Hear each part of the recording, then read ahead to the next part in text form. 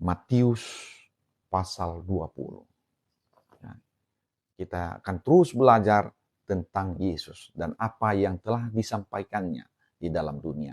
Jadi keselamatan, karya keselamatan itu telah diberikan kepada kita 2000 tahun yang lalu, dan itu telah dicatat oleh murid-murid Yesus. Murid Yesus salah satunya adalah Matius, dan inilah yang telah ditulisnya perkataan-perkataan Yesus, pengajaran atau doktrin daripada Tuhan Yesus sendiri. Ya, mari kita lebih percaya kepada doktrin Tuhan Yesus daripada doktrin orang yang lahir sesudahnya, karena Yesuslah firman itu, bukan yang lain. Ya. Makanya di dalam Yohanes pasal 1 itu, pada mulanya adalah firman, firman itu bersama-sama dengan Allah, dan firman itu adalah Allah. Di ayat 14, Yohanes 1 ayat 14 dikatakan firman itu telah menjadi manusia. Nah, jadi kabar baik itu adalah Yesus. Firman yang telah menjadi manusia, yaitu kabar baik itu adalah karya keselamatannya. Sejak dia lahir sampai dia mati di atas kayu salib, itu adalah satu paket karya keselamatan yang telah diberikan oleh Tuhan Yesus. Jadi artinya selama dia ada di bumi, dia mengajar untuk keselamatan kita. Maka dari sini kita akan belajar apa yang ditulis oleh para murid Yesus itu, itulah pelajaran-pelajaran, itulah doktrin yang diberikan oleh Tuhan Yesus supaya kita beroleh hidup yang kekal. Ya. Baik saudara yang kekasih di dalam Tuhan, kita akan baca Matius 20 mulai dari ayat yang pertama. Adapun hal kerajaan sorga sama seperti seorang tuan rumah yang pagi-pagi benar keluar mencari pekerja untuk kebun anggurnya. Jadi Yesus sedang mengajar ini tentang kerajaan sorga. Bagaimana itu kerajaan sorga? Ini dia ya. Jadi seorang tuan rumah keluar untuk mencari pekerja. Ya, sama seperti Yesus telah datang ke dalam dunia ini untuk mencari kita. Nah, itu kan Yesus sudah pernah berkata, aku datang untuk mencari domba-domba yang hilang. Oke.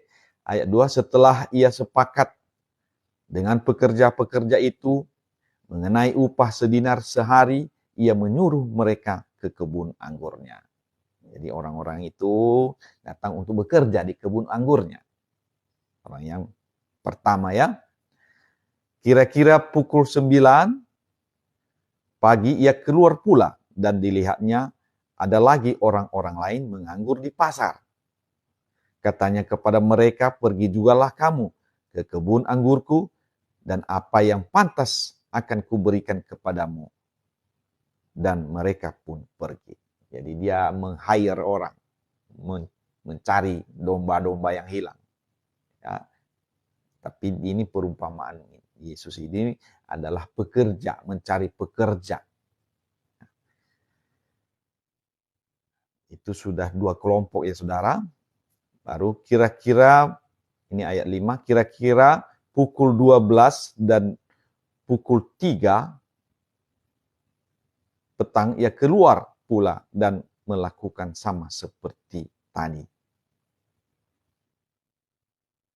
Terus dilakukannya ketiga kali ini. Kira-kira pukul 5 petang ia keluar lagi dan mendapati orang-orang lain pula. Lalu katanya kepada mereka, mengapa kamu menganggur saja di sini sepanjang hari? Kata mereka kepadanya, karena tidak ada orang mengupah kami. Katanya kepada mereka, pergi jugalah kamu ke kebun anggurku. Wow, udah keberapa kali ini? Terus ya. Ayat 8, ketika hari malam, Tuan itu berkata kepada mandurnya, panggillah pekerja-pekerja itu dan bayarkanlah upah mereka. Coba lihat saudara, ini yang sudah pukul 5 ini, yang terakhir. Pukul 5 petang. Berarti sebenarnya kalau Orang yang kerja ini sudah mau pulang ini yang kerja. Dipanggilnya lagi supaya kerja. Ini yang terakhir, yang datang pukul 5. Jadi Yesus mengatakan kepada mandurnya, ada mandurnya, panggillah pekerja-pekerja itu dan bayarlah upah mereka mulai dengan mereka yang terakhir masuk. Luar biasa. Yang terakhir masuk jam 5. Jadi mungkin dia belum kerja apa-apa, mungkin 1 jam lah dia kerja. Kalau sampai jam 6, taruhlah sampai jam 6. 1 jam lah dia kerja. Yang masuk terdahulu, yang digaji pertama itu, yang dipanggil, yang terakhir. Maka datanglah mereka yang mulai bekerja kira-kira pukul 5 dan mereka menerima masing-masing 1 dinar. Ya, dia berikan 1 dinar. Jadi artinya begini saudara.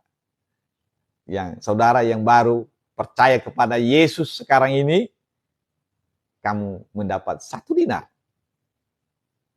Jangan nanti pikir, aku belum mengerjakan apa-apa bagi Tuhan. Berarti kecil kali lah upahku. Tidak. Ini 1 dinar, saudara. Yang terakhir datang ini. Kemudian datanglah mereka yang masuk terdahulu, sangkanya akan mendapat lebih banyak. Tetapi mereka pun menerima masing-masing 1 dinar juga. Jadi artinya tidak ada kata terlambat. Jadi bagi saudara yang belum percaya kepada Yesus dulu, tetapi sekarang setelah mendengarkan firman Tuhan, percaya kepada Yesus dan sungguh-sungguh memberi hidup kepada Tuhan, maka dia juga menghargai saudara. Sama seperti orang yang terdahulu. Bahkan mungkin saudara yang pertama menerima upah itu. Wow. Ketika mereka menerimanya, mereka bersungut-sungut kepada Tuhan itu. Jadi orang yang terdahulu tadi, kan sudah berapa jam dia? Dari pagi dia. Sudah kerja. Masa sama upahnya dengan yang baru? Itu dia. Katanya, mereka yang masuk terakhir ini hanya bekerja 1 jam. Dan engkau menyamakan mereka dengan kami yang sehari untuk bekerja berat dan menanggung panas terik matahari. Jadi begini, bisa aja kita lahir sebagai orang yang percaya kepada Yesus, orang tua kita sudah lahir dari yang percaya kepada Yesus, baru turun lagi. Jangan kita berkata seperti ini, udah nenek moyang kami pun sudah percaya kepada Yesus, kenapa sama upah kami dengan orang yang baru masuk ini? Ya kan kadang pikir begitu, wah sudah capek kami kerja. Nah, ini maksudnya ya saudara. Mereka berkata di sini, kami yang sehari suntuk bekerja berat dan menanggung panas terik matahari. Ayat 13, tetapi Tuhan itu menjawab seorang dari mereka, saudara, aku tidak berlaku tidak adil terhadap engkau. Bukankah kita telah sepakat sedinar sehari? Nah, jadi Yesus memberikan satu gambaran bahwa kesepakatan itu harus tetap kita pegang. Kalau 1 dinar tadi kita sepakat, ya tetap.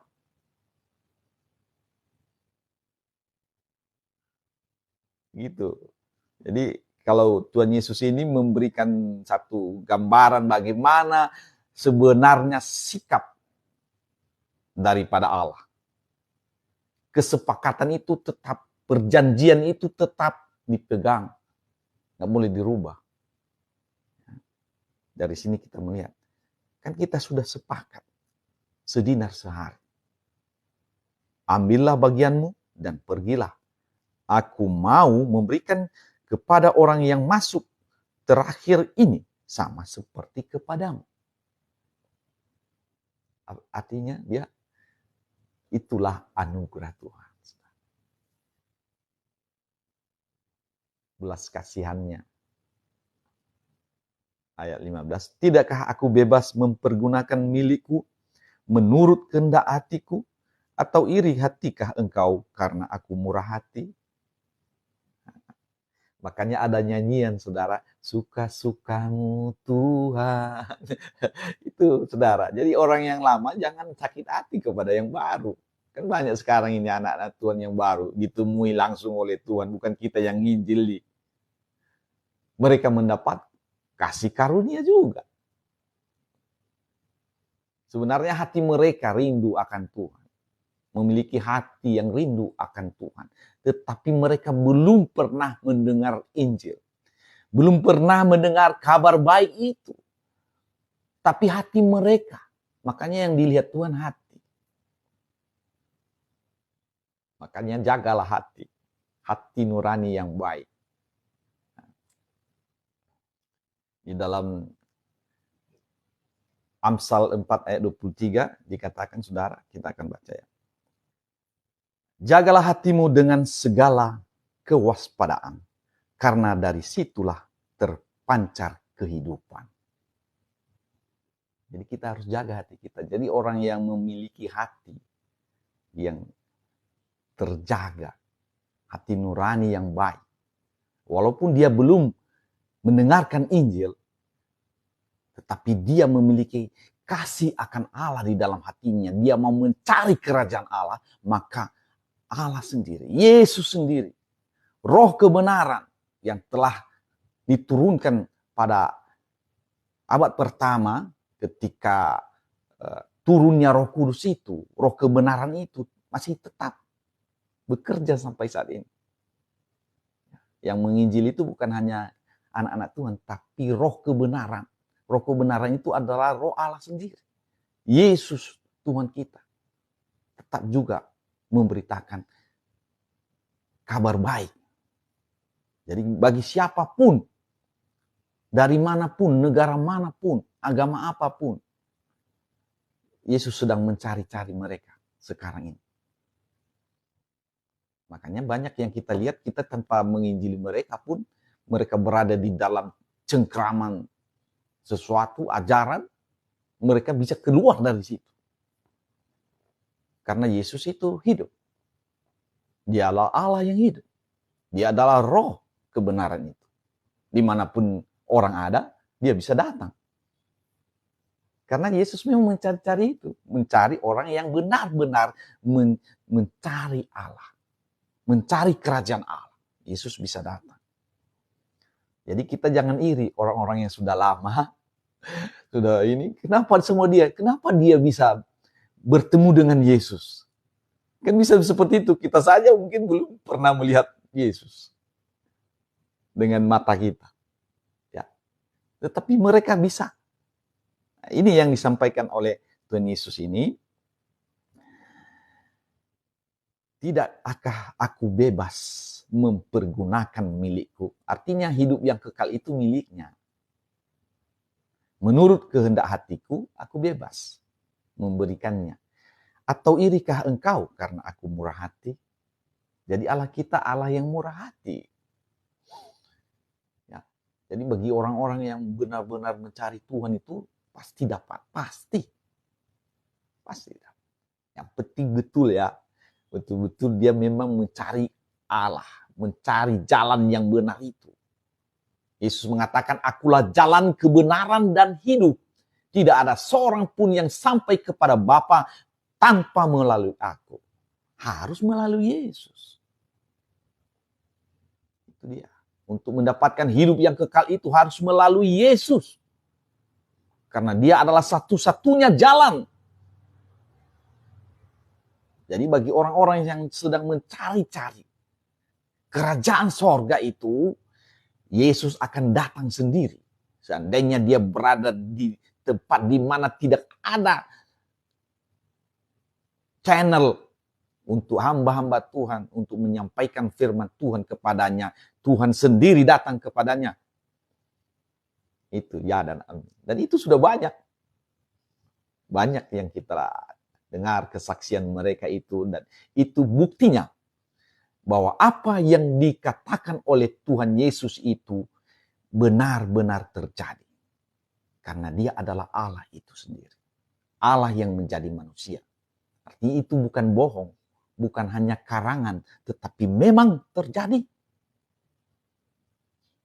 Kita lihat sekarang di mana-mana. Itu artinya roh Allah sedang bekerja. Mencari orang-orang yang hilang. Hilang maksudnya sebenarnya adalah orang-orang yang sebenarnya mau mencari Tuhan, mencari Allah, mencari kebenaran, tetapi mereka tidak dapatkan dari lingkungan mereka, atau orang-orang yang para hamba Tuhan yang mau memberitakan Injil tidak bisa masuk ke tempatnya. Tuhan Yesus sendiri datang. Percayalah saudara. Jadi bagaimanapun orang menghambat anak-anak Tuhan untuk menyampaikan firman Tuhan, Roh Kudus, roh kebenaran itu akan datang. Roh itu akan datang saudara. Dia akan datang untuk menginjilimu kalau hatimu baik. Kalau hatimu tidak baik, nggak mungkin datang. Karena Yesus hanya mencari yang hilang. Artinya orang-orang yang sebenarnya hatinya rindu akan kebenaran, rindu akan Allah, dia mencari itu. Tapi kalau orang-orang yang hanya ingin beragama saja, Yesus tidak akan datang padamu. Karena Yesus datang bukan untuk membawa agama, tapi Yesus datang untuk membawa hidup. Hidup yang kekal. Untuk memberikan kepadamu hidup. Makanya Yesus berkata, aku datang untuk memberikan hidup. Bahkan hidup dalam segala kelimpahan. Itu janji Yesus. Dan dia ada sekarang. Walaupun gak terlihat. Tapi bagi orang khusus yang memang benar-benar mau cari Tuhan dia akan datang. Dan banyak kesaksian itu. Banyak kesaksian itu, bukan kita yang menginjil itu. Jadi hamba-hamba Tuhan pun dihalang-halangi hamba-hamba Tuhan, anak-anak Tuhan ini untuk menginjil, itu nggak ada ngaruhnya. Nggak ada ngaruhnya. Karena Allah itu hidup, bukan Allah yang mati. Kalau Allah yang mati ya nggak bisa lah ngapa-ngapain. Allah kita adalah Allah yang hidup. Dia mampu melakukan segala sesuatu seturut kehendaknya. Jadi saudara-saudara yang kekasih, yang rindu akan Tuhan, yang benar-benar mau mencari Tuhan, Tuhan akan mendatangimu. Tapi kalau kamu memang hanya mencari agama, nggak mungkin lah. Untuk mencari pembenaran supaya kau dibenarkan karena kau dengan ritual-ritualmu, mencari ritual yang Yesus nggak akan apa dengan itu. Yesus tidak akan menghiraukan ritual. Dia mencari hati. Hati yang memiliki kasih akan Allah. Itu maksudnya. Kalau ritual-ritual keagamaan enggak. Yesus enggak akan nengok itu. Yang dicari Tuhan adalah orang-orang yang hatinya rindu akan Tuhan. Rindu akan kerajaan sorga. Betul yang betul ya. Enggak semua, memang sedikit. Tapi itu enggak apa-apa. Karena memang Yesus pernah berkata, sesaklah pintu menuju kepada sorga. Tapi lebarlah jalan ya, menuju ke neraka. Nah itu. Jadi orang-orang yang memang mencari Tuhan, pasti Tuhan datang. Ya. Jadi ini saudara, dikatakan di sini, bahwa orang-orang yang baru datang pun, yang baru mendapatkan kasih karunia Tuhan, itulah anugerah sebenarnya. Ya. Mendapat upah yang sama dengan kita yang sudah lama. Haleluya. Luar biasa Tuhan. Karena itu adalah anugerah. Jadi kasih karunia itu adalah anugerah Tuhan. Kenapa kita menerima anugerah itu? Karena kita memiliki kasih akan Allah. Bukan karena kelakuan kita yang terlalu baik, enggak. Tapi memiliki kasih akan Allah, rindu akan Tuhan. Itu. Setelah kita mendapatkan kasih akan Allah, maka kita akan melakukan apa yang berkenan kepada Allah. Dia akan membimbing kita. Dia akan menyertai kita supaya hari-hari kita akan disempurnakan. Karena Tuhan juga ingin kita disempurnakan. Sama seperti Bapa kita yang di sorga adalah sempurna. Matius 5 ayat 48 mengatakan itu. Hendaklah kamu sempurna sama seperti Bapamu yang di sorga adalah sempurna. Nah, dengan mendengarkan firman Tuhan dan melakukan firman itu, maka setiap hari hidup kita ini berubah. Berubah setiap hari menuju kepada kesempurnaan. Sehingga ketika waktunya Yesus mengatakan sudah selesai, maka kita akan diberikan rohnya, roh kudusnya tetap di dalam kita. Sehingga kita menjadi bait Allah. Itu dia. Jadi Yesus sudah mengajar. Jadi di sini pengajaran ini yang dilakukannya supaya orang tahu bagaimana sebenarnya sistem upah kerajaan Allah. Nah, ini. Jadi sistem pengupahan yang sudah duluan dengan yang terakhir sama. Sama upahnya. Sama upahnya sudah. Jadi dikasih oleh Tuhan. Demikian orang yang terakhir akan menjadi yang terdahulu dan yang terdahulu akan menjadi yang terakhir. Nah, jadi maksudnya gini, ya jangan iri ya. Karena yang terakhir datang dikasih upah langsung. Baru satu jam dia kerja paling lah 1 jam. Tapi dikasih upahnya. Sama dengan upah kita yang sudah lama, itu nggak masalah. Maka Yesus sudah mengajar kita jangan mengasihi dunia dengan segala apanya itu, apa yang ada di dalam dunia ini. Dengan segala apa yang ada di dalamnya. Karena kasih akan dunia itu yaitu iri hati, dengki. Nah, itu supaya kita bebas dari situ. Jangan sampai kita buat seperti apa perumpamaan ini, kita iri, jangan. Kita harus kita mati dari semua itu. Mati, mematikan keinginan daging kita. Ya, keinginan daging itu sudah pernah kita pelajari ya, di Galatia 5. Keinginan daging. Ya, kita akan baca ya, biar lebih bagus. Ya. Perbuatan daging telah nyata, yaitu percabulan,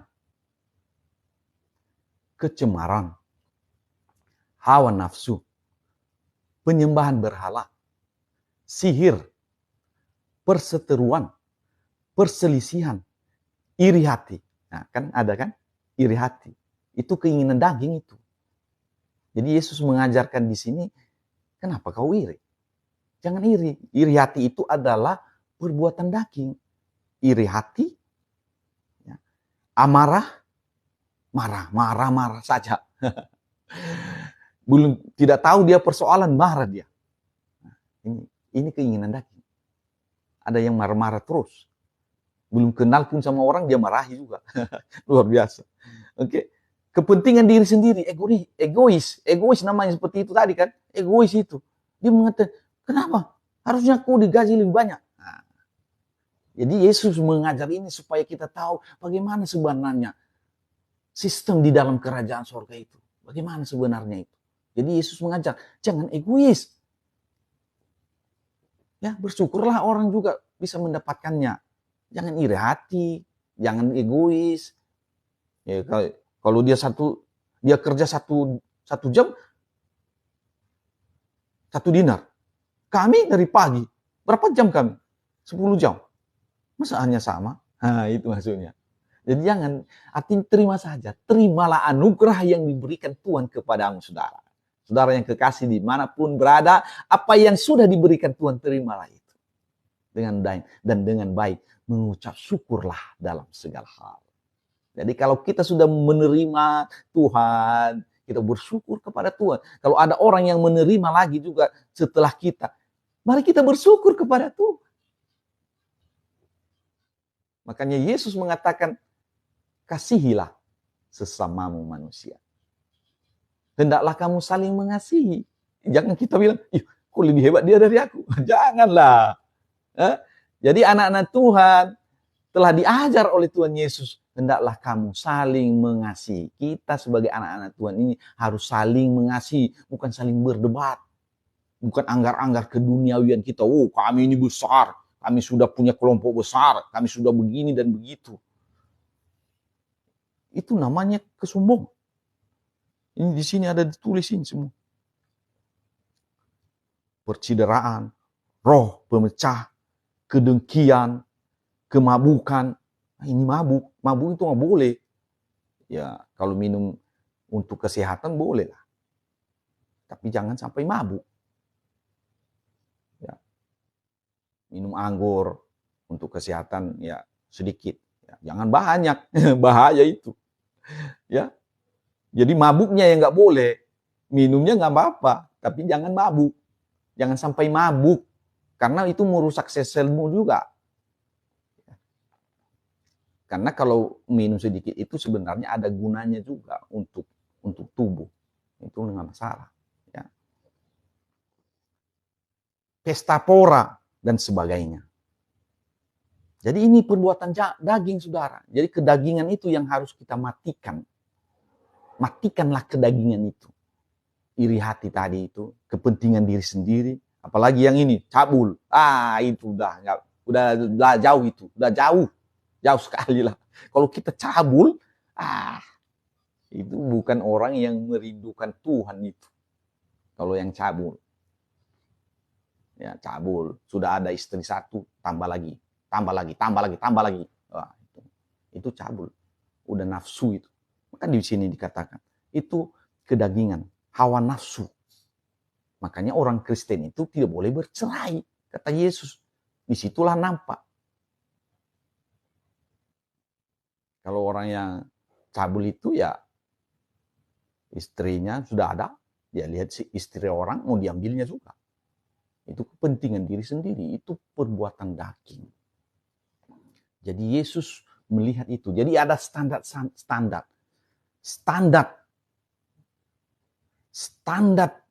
iman, standar kesucian anak-anak Tuhan itu lebih daripada kesucian daripada ahli-ahli Taurat dan orang-orang Farisi. Itu dia. Jadi pengikut Yesus itu sebenarnya adalah orang-orang yang lebih benar daripada ahli-ahli Taurat dan orang-orang Farisi. Jadi sebagai pengikut Yesus, mari kita ikuti perintahnya. Karena kita mengasihi Yesus. Yesus mengatakan, barang siapa yang mengasihi aku, ia akan melakukan segala perintah-perintahku. Jadi saudara yang kekasih, disinilah kita lihat bahwa kerajaan Allah itu merupakan sebuah kebun anggur. Maksudnya bukan kebun anggur yang nyata begitulah. Jangan nanti kita sorga itu kebun anggur. Kebun buah-buahan. Enggak, bukan itu maksudnya. Seumpama itu perumpamaan. Ini perumpamaan tadi ini. Jadi kerajaan Allah itu seumpama Tuhan yang memiliki kebun anggur. Nah, dan disuruhnya orang bekerja di situ. Nanti salah mengerti. Oh, berarti kerajaan sorga itu kebun. Ada buah-buahan di sana. Enggak, bukan itu maksudnya. Jangan salah mengerti. Ya. Bukan kebun bukan kebun buah-buahan tuh. Perumpamaan ini. Kan kita sudah baca tadi dari atas. Perumpamaan tentang orang-orang upahan di kebun anggur. Kerajaan sorga sama seperti seorang tuan rumah yang pagi-pagi benar keluar mencari pekerja untuk kebun anggurnya. Jadi ini perumpamaan. Bukan sebenarnya, bukan sorga itu kebun. Jangan salah, nanti kita ajarkan sama orang, itu sorga itu kebun anggur. Salah itu, udah salah. Ini hanya perumpamaan saudara ya. Oke, kita teruskan. Matius 20, ayat 20. Kepada Yesus lalu sujud di hadapannya untuk meminta sesuatu kepadanya. Nah, ini ibu anak-anak Zebedeus, maksudnya ini Yohanes dan Yakobus, saudara. Jadi mereka itu adalah murid-murid Yesus juga. Murid-murid Yesus juga itu. Kata Yesus, apa yang kau kehendaki? Dia bertanya kepada ibunya Yohanes dan Yakobus ini. Jawabnya, berilah perintah supaya kedua anakku ini boleh duduk kelak di dalam kerajaanmu yang seorang di sebelah kananmu, dan yang seorang lagi di sebelah kirimu. Nah, ini namanya orang tua, ini anaknya sudah jadi pengikut Yesus, yang kasih yang satu di sebelah kanan, kasih yang satu sebelah kiri. Kan itu egois juga sebenarnya. Mana ada 12 murid Yesus, tiba-tiba datang ibunya untuk membela anak-anaknya.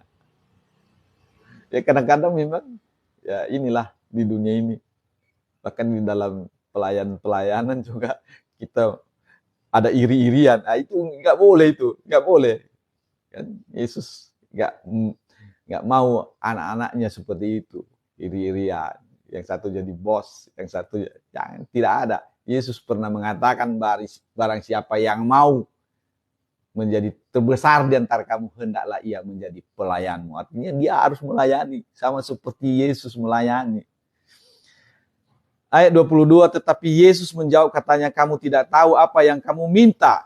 Ya, dia bilang kepada mamanya, ibunya dari Yohanes dan Yakobus ini, kamu tidak tahu apa yang kamu minta. Dapatkah kamu meminum cawan yang harus kuminum? Nah, jadi di situ ada Yakobus dan Yohanes. Mereka menjawab, kata mereka kepadanya, kami dapat. Wah, berarti mereka ini sudah habis-habisan ini. Pokoknya nggak apa-apa, kami juga minum cawan itu. Mati pun bisa. Nah, berarti mereka memang sungguh-sungguh ini sebenarnya, ya. Yesus berkata kepada mereka, cawanku memang akan kamu minum, tetapi hal duduk di sebelah kananku atau di sebelah kiriku, aku tidak berhak memberikannya. Itu akan diberikan kepada orang-orang bagi siapa Bapakku telah menyediakannya. Jadi artinya sudah disediakan bagi orang yang pantas, begitulah. Jadi kenapa dibilang ya dia tidak berhak? Maksudnya itu sebenarnya tujuanku datang ke dunia ini bukan untuk itu. Aku hanya membawa misi penyelamatan. Kalau yang menentukan itu nanti. Lihat dulu orangnya ini betul enggak. Sebenarnya maksudnya begitu. Ini baru masuk ini. Masa mereka langsung duduk. Nah, jadi Yesus mengatakan seperti itu kepada mereka, bahwa nanti akan ditentukan itu, Bapakku sudah menyediakan untuk orang-orang tertentu itu. Sampai Yesus terangkat ke surga pun selalu mereka bertanya. Jadi mereka kurang mengerti bahwa sebenarnya yang sedang dibawakan Yesus itu adalah kerajaan surga, bukan kerajaan dunia. Kalau kerajaan dunia, kalau dia raja, samping kiri kanan itu sudah menteri-menteri itu. Nah, menteri koordinator, menkom, atau wakil raja. Iya. Enggak, bukan itu sebenarnya misinya.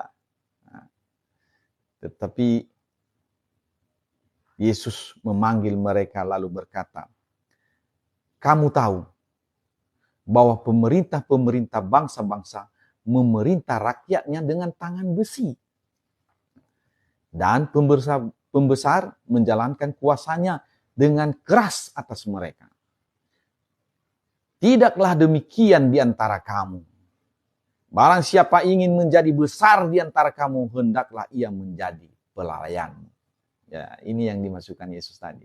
Kalau mau jadi besar, kau harus melayani. Melayani orang lain. Bukan anggar tongkat komando di depan orang, enggak. Ambil tuh, ambil ini. Kan sekarang kan begitunya.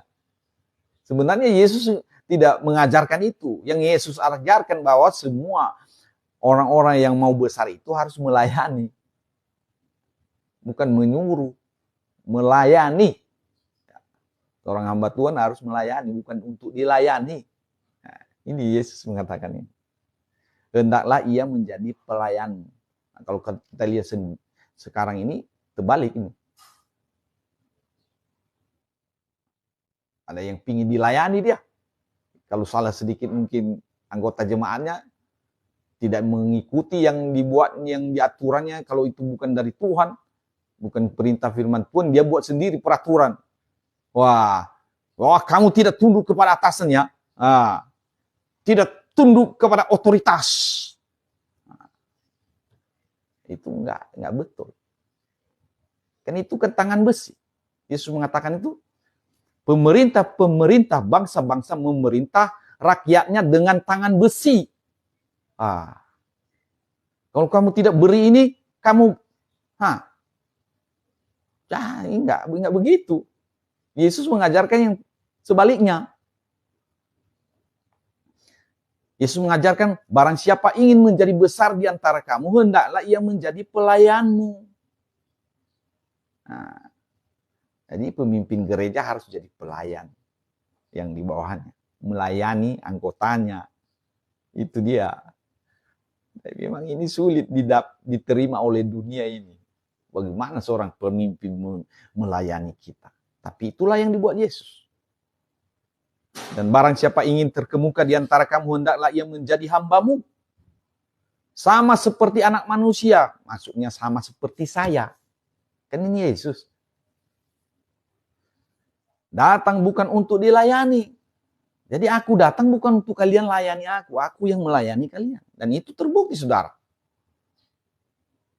Yesus melayani mereka. Ketika mereka di Yohanes 21, itu mereka pergi menjala ikan, mereka tidak dapat apa-apa. Yesus melayani mereka. Yesus memasak makanan untuk mereka. Membuat sarapan pagi. Dia masak roti dan ikan. Itu dia Tuhan Yesus. Melayani. Anak manusia datang bukan untuk dilayani, melainkan untuk melayani. Dan untuk memberikan nyawanya menjadi tebusan bagi banyak orang. Itu dia. Ini adalah contoh atau teladan yang diberikan oleh Tuhan Yesus. Jadi bagi semua hamba-hamba Tuhan dimanapun berada, mari ingat ini. Kata Tuhan Yesus, kita bukan dilayani, kita melayani. Kita memberikan nyawa kita untuk domba-domba yang ada di bawah kita. Ya, luar biasa. Ngeri kan? Ngeri lah. Kalau hanya jadi apa saja, khotbah-khotbah saja, gampang itu. Bisa pun saya itu terus-menerus. Tapi kan tugas yang susahnya gimana itu memberi nyawa untuk domba-domba. Artinya kita siap mati untuk orang-orang yang kita gembalakan. Ngeri kan? Mana ada yang itu sekarang ini. Susah itu. Mungkin kita pun orang yang ini nggak makan anggota jemaat kita pun mungkin ya pura-pura nggak tahu. Jangan saudara, ini Yesus sudah mengatakan ini, beri makan mereka seperti aku beri contoh ketika murid-muridku itu lapar, mereka melaut dan mereka tidak mendapat satu ikan pun, aku datangi mereka dan aku masak untuk mereka, aku berikan kepada mereka ikan itu. Aku masak.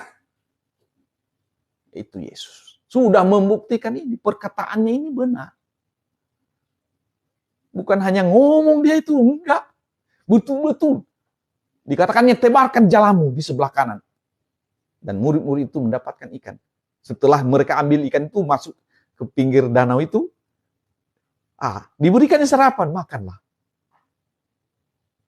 Diberikannya makanan, artinya orang yang melaut sehari-hari, semalam-malam mereka melaut pasti lapar lah itu. Kan enak kali punya Tuhan seperti Yesus. Wah, kalau kita punya Bapa yang seperti itu, saudara, ya hidup ini bahagia sekali. Bahagia punya Bapa yang kekal seperti Yesus. Itulah yang membuat hatiku percaya kepada Yesus. Luar biasa Tuhan Yesus. Luar biasa. Dia mengasihi kita benar-benar, kasih yang diberikannya itu tidak ada bandingnya dengan yang lain. Satu-satunya yang seperti itu.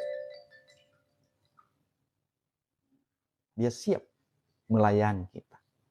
Dia melakukan itu dan dia memberi nyawa untuk kita. Makanya dia katakan, aku adalah gembala yang baik. Ketika ia menggembalakan domba-dombanya, dia selalu ada di depan. Ya, bisa kita baca itu di dalam Yohanes pasal 10. Dia berada di depan, bukan di belakang. Kalau ada masalah di depan, dia beresi dulu. Sehingga domba-dombanya itu bisa aman. Itulah Bapa kita, Bapa yang baik. Dia tidak akan membiarkan kita, saudara. Yang paling penting, jangan kita tersesat. Memang itu, tapi dia memang kalau kita betul-betul domba, dia akan cari kita dimanapun. Kalau benar-benar domba ya, jangan kambing. Kambing itu selalu melawan. Ada tanduknya, dia tanduk itu. Nah, ada tanduknya. Dia gembala mau bawa dia ke sini, dia tarik-tarik badannya. Dia mau gini-gini juga. Itu enggak. Itu bukan domba, itu kambing. Domba itu menurut. Apa yang diperintahkan sama dia, dia turut. Makanya Yesus berkata, domba-dombaku mendengarkan suaraku. Jadi kalau ada orang dia bilang dia domba Tuhan, dia anak Tuhan, tapi dia tidak dengarkan firman. Maksudnya dengarkan ini sebenarnya, dengar itu maksudnya dia mendengar dan melakukan. Ya, bukan mendengar, kayak mendengarkan TV, mendengarkan radio aja, enggak. Dia dengar, ada perintah di situ. Kasihilah sesama manusia, lakukan. Jangan iri hati, lakukan itu. Jangan mementingkan diri sendiri, jangan. Jangan berzina, jangan membunuh, jangan mencuri, jangan. Ya, kalau kita bilang, oh iya ini zaman sekarang mana ada lagi yang halal, yang haram aja sudah habis. Ini sudah bahaya itu. Itu banyak argumentasi. Menurut teolog ini nanti bilang lagi. Menurut inilah. Menurut ajaran ini dan jangan. Ajaran yang betul itu dari Yesus. Karena dialah firman itu. Masakan Allah sendiri mau datang jadi manusia untuk berfirman. Kita tidak percaya dengan itu. Kita lebih percaya dengan ajaran orang yang lain. Karena firman itu adalah Allah. Allah itu berfirman. Yesus namanya. Ajarannya lah yang kita harus tegakkan. Bukan ajaran orang lain. Ya, kita harus memilih mana yang benar. Ya. Jadi orang-orang yang menjadi hamba-hamba Tuhan harus seperti ini. Jadi tadi Rasul Yohanes, mereka pada saat itu murid-murid Yesus dan Yakobus itu meminta pangkat. Ya. Jadi Yesus mengajar kalau mau pangkat, mau kamu terkemuka, layanilah. Layanilah saudaramu ini. Seperti yang kucontohkan. Aku siap memberikan nyawa. Dan memang itu sudah terjadi kepada Yakobus ya, saudara Yohanes. Jadi tebas dia. Jadi itu. Artinya upahnya adanya itu. Ya, pasti ada upah. Tidak mungkin tidak ada. Dan Yohanes, saudaranya itu, dialah yang paling lama hidup. Sampai umur 96 tahun dia. Diapain pun dia tidak bisa juga mati dia. Digoreng dia pun enggak. Pakai minyak ya, digoreng. Enggak bisa mati. Dia mati tua. Ya. Jadi memang ada bagian-bagian. Jadi bagian-bagian kita itu di hadapan Tuhan tidak sama, saudara. Tuhan sendiri yang memberikan kepada kita. Makanya yang paling penting kita bersyukur. Jangan iri dengan yang lain. Contohnya saudara kita yang lain bisa berkhotbah. Ya udah, itu karunia sama dia. Yang lain bisa menyembuhkan. Itu bisa kita semua bisa juga. Tapi kan harga yang perlu kita bayar juga besar. Ya. Ada. Artinya kita harus layak untuk itu. Jangan-jangan nanti kalau kita contohnya diberikan karunia penyembuhan, kita jadi sombong. Sehingga lupa akan Allah. Kita pikir kita yang menyembuhkan. Lah itulah yang membawa kita kemana? Ke dalam neraka. Jadi Tuhan tidak sembarangan memberikan itu. Tuhan memberikan apa yang pantas untuk kita. Makanya dikatakan di sini tadi, suka-sukaku, aku pemilik itu. Kita baca tadi yang dari pertama tadi. Ya, apa yang cerita tentang upah itu tadi. Itu diberikannya seturut kehendaknya. Ya marilah kita bersuka cita dengan itu. Kenapa? Karena Tuhan tahu apa yang cocok untuk kita. Amin. Karena gini, kalau kita merasa tidak cocok, malah kita pilih yang lain, bisa kita jatuh ke dalam dosa. Itu udah keinginan daging. Jadi keinginan daging itu membuat kita nanti tidak mengasihi Bapa. Rasul Yohanes mengatakan, bagi orang yang mengasihi dunia, maka kasih akan Allah tidak ada di dalam dia. Itu sebabnya sebenarnya. Jadi jangan pikir nanti saudara tidak memiliki karunia penyembuhan seperti orang lain, saudara terlalu ini, enggak juga, karena ada karunia-karunia lain. Ya. Jangan karena kita supaya mau hebat, supaya tenar kita cari cara-cara yang lain. Nah, di sini Rasul Yohanes mengatakan di 1 Yohanes 2 ayat 15, janganlah kamu mengasihi dunia. Supaya kita tenar, supaya kita kita buatlah itu. Atau kita ambil perdukunan lagi, itu salah. Betul-betul salah itu, masuk neraka itu. Sudah pasti. Karena itu sudah menduakan Tuhan. Janganlah kamu mengasihi dunia dan apa yang ada di dalamnya. Jikalau orang mengasihi dunia, maka kasih akan Bapa tidak ada di dalam orang itu. Jadi kalau kita mengasihi dunia, apa itu mengasihi dunia? Ayat 16, 1 Yohanes 2 ayat 16, sebab semua yang ada di dalam dunia yaitu keinginan daging. Nah, yang tadi itu. Keinginan daging. Dan keinginan mata. Keinginan mata. Dan serta keangkuhan hidup. Nah, kalau kita contohnya kita bisa menyembuhkan banyak orang, bisa timbul itu keangkuhan. Nah, itu yang bahaya. Nah, saudara.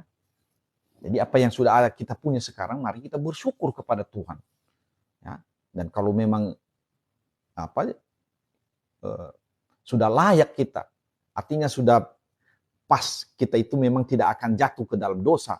Kalau ditambahkan kepada kita lagi karunia-karunia itu, Tuhan akan kasih. Tuhan akan kasih, saudara. Jadi maksud Tuhan maksudnya supaya kita jangan menghilang. Jangan sampai kita angkuh. Karena itu sudah keinginan mengasihi dunia namanya itu. Mengasihi dunia, kita baca sekali lagi. Mengasihi dunia itu yaitu keinginan daging, keinginan mata, serta keangkuhan hidup. Jadi anak-anak Tuhan, mari kita bersyukur dengan apa adanya kita di hadapan Tuhan. Dan kita berterima kasih, kita selalu dekat dengan Tuhan. Kita bahagia karena air hidup ada di dalam diri kita. Kita puas. Ya. Jadi pedoman-pedoman yang telah diberikan oleh Tuhan kepada kita, bahwa kalau orang memang benar-benar mau menjadi terkemuka, harus menjadi pelayan. Melayani. Memberikan makan. Bahkan memberikan nyawa bagi domba-dombanya. Ya. Baik, terus kita baca ayat 29, dan ketika Yesus dan murid-muridnya keluar dari Yerikho, orang banyak berbondong-bondong mengikuti dia. Jadi selalu ini, saudara. Kenapa, saudara? Karena Yesus itu sangat baik. Itu dia. Di zaman itu Yesus 3,5 tahun dia mengajar. Semua orang berbondong-bondong kepadanya. Karena apa yang dikatakannya pasti terjadi. Jadi dia bukan omong kosong. Ketika ia mengatakan tebarkan jalamu ke sebelah kanan, itu terjadi. Itu ikan itu penuh di jaring mereka itu. Jadi bukan kata-kata kosong. Makanya banyak orang percaya kepadanya. Oke? Jadi banyak orang berbondong-bondong mengikuti dia. Ada 2 orang buta yang duduk di pinggir jalan mendengar bahwa Yesus lewat, lalu mereka berseru, Tuhan, anak Daud, kasihanilah kami. Jadi mereka ini mendengar Yesus lewat. Dia buta ya kan? Buta nggak bisa melihat. Tapi mendengar ribut orang, berarti banyak kali orang yang lewat itu. Sehingga mereka mendengar, mungkin mereka tanya juga sama orang, siapa itu? Jadi mereka, Tuhan, anak Daud, kasihanilah kami. Ayat 31, tetapi orang banyak itu menegur mereka supaya mereka diam. Namun mereka makin keras berseru, katanya, Tuhan, anak Daud, kasihanilah. Kan? Artinya gini, saudara. Walaupun mereka buta, tapi mereka memiliki iman. Itu dia. Yang dicari Tuhan itu, kasih akan Allah itu, mencari kebenaran. Jadi kalau orang-orang yang mencari yang kebenaran itu, Yesus datang kepadamu. Tapi kalau kamu hanya ingin berdebat, Yesus tidak akan datang padamu. Karena dia tahu hatimu tidak benar. Ya, nggak ada itu. Nggak ada gunanya. Ya. Sama orang buta ini buta. Mereka, anak Daud, Tuhan, anak Daud, kasihanilah kami. Lalu Yesus berhenti dan memanggil mereka. Ia berkata, apa yang kamu kehendaki supaya aku perbuat bagimu? Jadi saudara yang kekasih, kalau engkau berseru kepada Tuhan, walaupun kamu tidak melihat, tidak pernah membaca Injil, kau berseru saja, Tuhan, tolong aku. Yang betul-betul ya, seperti ini. Aku tidak pernah mendengar, aku tidak mengerti firman-Mu. Tuhan, tolonglah. Begitu katanya. Mereka ini kan tidak melihat. Tapi mereka memiliki keyakinan bahwa Tuhan Yesus itu adalah jalan untuk mereka bisa melihat.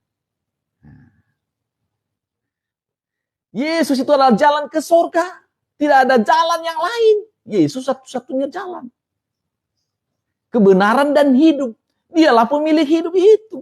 Nggak ada di tempat lain itu. Hanya sama Yesus ada itu. Karena dia adalah Allah yang menjadi manusia. Bukan nabi. Bukan nabi. Nabi biasa itu ya, dia bukan Allah yang menjadi manusia. Kalau nabi-nabi itu dari Musa sampai Maleakhi itu manusia biasa. Keturunan Adam yang terbuat dari debu tanah. Tapi Yesus adalah Allah yang menjadi manusia. Roh Kudus yang turun atas Maria. Langsung di rahim Maria. Roh Kudus itu. Itulah Yesus. Allah sendiri yang menjadi manusia. Itu kan sangat beda. Beda ya. Nah. Jadi dia memberikan teladan dan inilah ajaran-ajarannya. Dan inilah apa tindakan-tindakannya. Ketika dia mendengar dipanggil dia, ada orang yang beriman, ada orang yang rindu akan jamaah Tuhan, dia akan datang. Begitu ramai orang, saudara. Begitu ramai orang, bahkan orang lain yang ada di sekitar orang-orang buta itu melarang mereka. Tapi Yesus mendengar itu. Itu artinya Yesus itu mendengar doa. Dimanapun kamu berada berseru kepadanya, dia mendengar. Dia tidak tuli. Seandainya ada hiruk pikuk pun di situ, banyak orang rame-rame di situ kan biasanya itu kalau sudah rame orang mana terdengar lagi suara. Tapi Yesus itu mendengar. Karena dia adalah Allah, saudara. Itulah buktinya dia Allah. Dia Allah. Allah yang menjadi manusia. Dia adalah roh. Jadi dia membuktikan perbedaan. Yesus itu adalah Allah sendiri. Dia mendengar ini. Dia datang. Apa yang kamu kehendaki supaya aku perbuat bagimu? Jadi berserulah kepada Tuhan, saudara. Kalau saudara di dalam masalah, dalam apapun, berserulah kepada Tuhan. Walaupun suaramu tidak didengar orang, tapi Yesus mendengar suaramu. Dimanapun saudara berada saat ini, dimanapun saudara berada, di pulau apapun, Yesus ada. Karena Yesus adalah Allah kita yang maha hadir, maha kuasa. Dia hadir dimanapun. Kalau engkau panggil namanya Yesus, Tuhan, Yeshua HaMashiach, help me. Nah, dia datang. Ya. Jangan pikir dia tidak dengar. Bahkan suara hatimu pun dia dengar.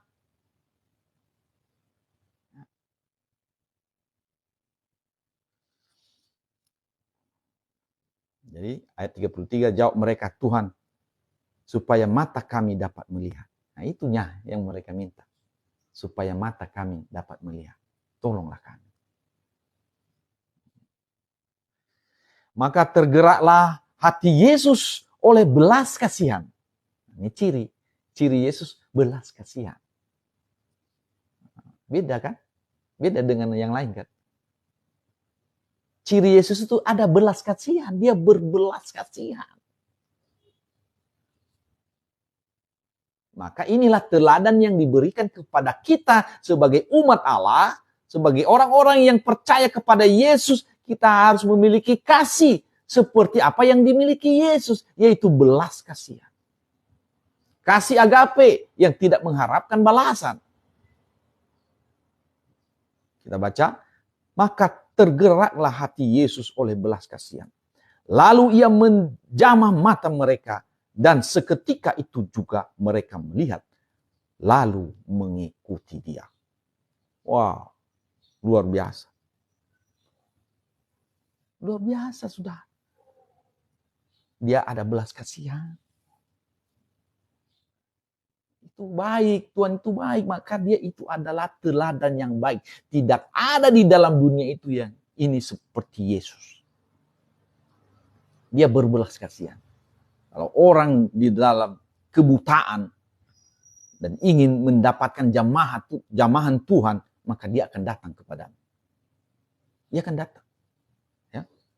Seketika itu juga mereka melihat lalu mengikuti dia. Dia menjamah mata mereka. Jadi Yesus ini artinya dia mau menjamah, mau dia berfirman saja, berkata saja terjadi. Sesuai dengan kebutuhan orang yang meminta kepadanya itu, dia berikan. Dia jamah. Dah. Itulah buktinya. Keilahiannya. Hanya dijamah begitu. Bukan diambilnya suntik. Enggak. Enggak ada seperti itu. Hanya menjamah. Dijamahnya mata. Langsung mereka melihat seketika itu juga. Itulah tandanya dia adalah Allah yang Maha Kuasa. Itu ada buktinya, saudara. Kalau dia tadi ngomong, aku ini adalah anak Allah yang datang ke dalam dunia untuk menyelamatkan manusia. Mana buktinya? Katanya ada buktinya. Ini langsung ini ada. Dia nggak ada proses lama itu, nggak pakai lama. Dia hanya menjamah saja, langsung terbuka mata itu. Wow. Ini saudara yang kekasih, kalau memang saudara juga punya kerinduan untuk ditolong Tuhan, berserulah kepadanya. Namun hatimu harus bersih. Betul-betul memang beriman bahwa Yesus itu adalah Allah yang hidup. Bukan Allah yang mati dia. Allah yang maha mendengar. Seruan hatimu itu tahu dia. Itu bedanya. Nggak perlu kamu teriak juga. Dia dengar. Kita lihat tadi ini kan. Ramai orang di situ. Banyak sekali orang itu. Bagaimana hiruk pikuknya itu? Luar biasa sebenarnya. Mereka orang buta. Bisa aja sudah agak jauh itu. Tapi mereka berseru. Tapi Yesus tahu. Yesus dengar itu. Ingatlah, Yesus itu maha mendengar. Yesus yang kita sembah itu adalah Allah yang hidup. Bukan Allah yang mati. Allah yang maha mendengar. Datanglah kepadanya, dia pasti menolongmu. Kalau kamu memiliki hati yang rindu kepadanya. Hati yang mengasihi. Mengasihi dia. Memiliki kasih akan dia. Kasih akan Allah. Ada kerinduan untuk mengenal Allah lebih dalam. Itu.